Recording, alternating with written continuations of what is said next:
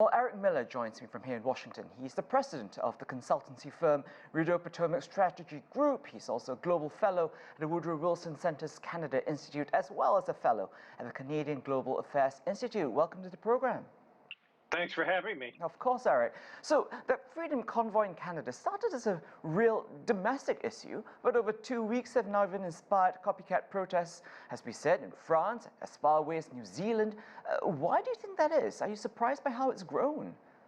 Well, there are these events that we've seen from time to time that inspire cross-border action. So you saw that with the Yellow Vest movement in 2019, and you're seeing that with the trucker convoy. And part of that is extreme frustration with the varying restrictions that are put in place with respect to the coronavirus vaccine. And many people are frustrated, and some of those people are taking their frustrations out on the streets by blockading critical infrastructure and seeking to occupy the Canadian capital.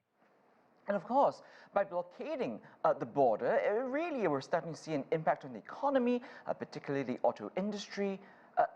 Eric, how do you see the Canadian government de-escalating the situation? Well, I mean, first of all, it is important to focus on the economy. We've seen auto plants as far south as Alabama in the United States shut down, certainly in Ontario.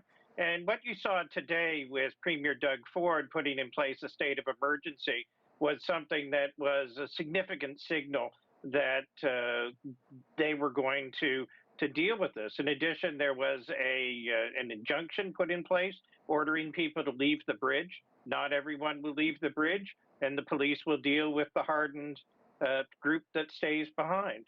Ultimately, we are going to need to look at what brought this about and how we're going to deal with this in the future. But one cannot cut off such a major trade artery and not have any consequences, or otherwise any group with a grievance will seek to take that path. Oh, well, do you think the Canadian government has taken too long to act? Because it looks to me as though, authorities in Paris and Brussels, just as you say, like other groups are emulating, and trying to vent their frustrations, but they are learning from the experience of Canada and banning these planned convoys from entering the capital cities. Yeah.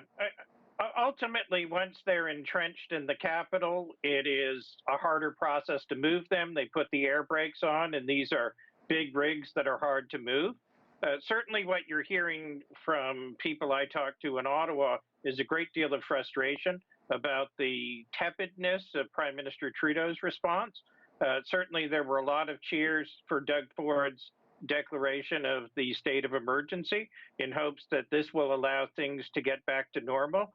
But there is deep frustration about how the governments have responded, and this will spawn a deep examination after this is over about why it took so long for this to happen and how these groups were allowed to get so entrenched in the capital. And certainly we saw efforts in Vancouver and Toronto to have the truckers similarly occupy, and it was actually a large group of cyclists in Vancouver which stopped these mega trucks from going into the center of the city.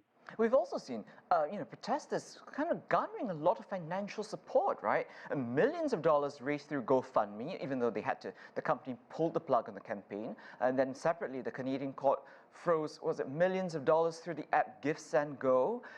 Yes. Do these donations give protesters impetus, if not a mandate, to keep going? Well, they don't get a mandate to keep going. They are breaking the law. And certainly any reading of the Canadian law suggests that they've well exceeded any legitimacy or authority in terms of political speech.